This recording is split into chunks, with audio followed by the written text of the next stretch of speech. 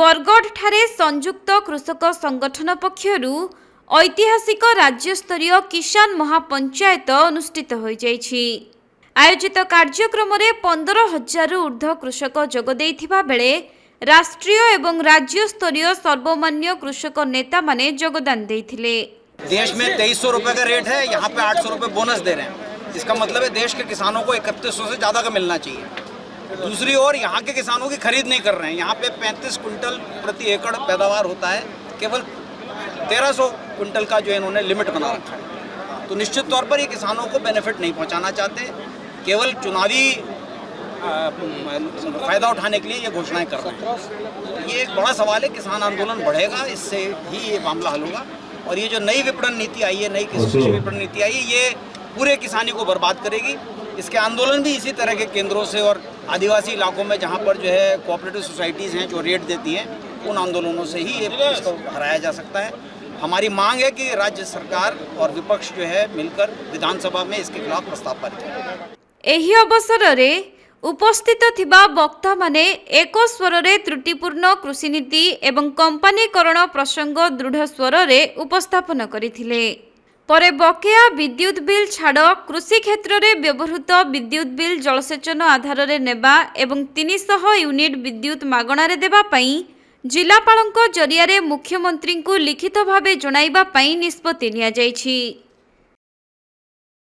यहाँ तो green belt है पूरी, सबसे ज़्यादा हाईएस्ट राइस यहाँ पे पैदा होता है। उसके बाद भी किसान गरीब है क्योंकि उसको फसलों के दाम नहीं।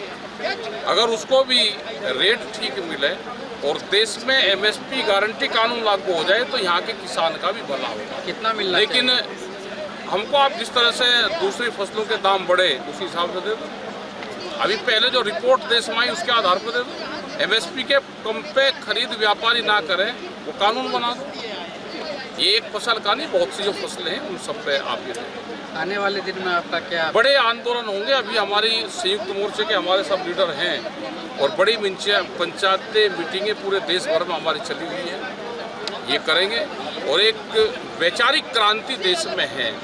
आज ये सरकार कोई हो, जब वो स्पीच देती है तो किसान का नाम देती है। आज हम यहाँ पे भी आए तो यहाँ पे भी किसान संयुक्त मोर्चे को लोग जानते हैं, दिल्ली के आंदोलन को जानते हैं, तो यहाँ पे सब लोग जानते हैं।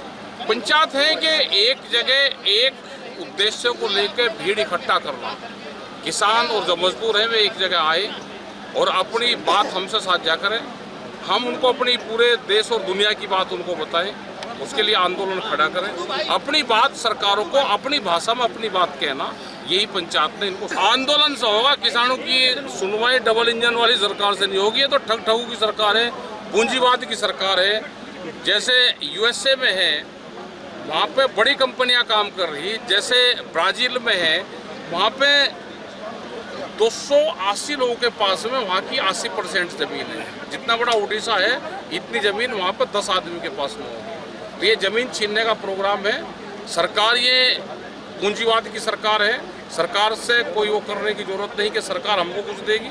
आंदोलन और संगठन बनाकर रखना पड़ेगा। अपनी ज़मीन बचाने के लिए आंदोलन करने पड़ेंगे।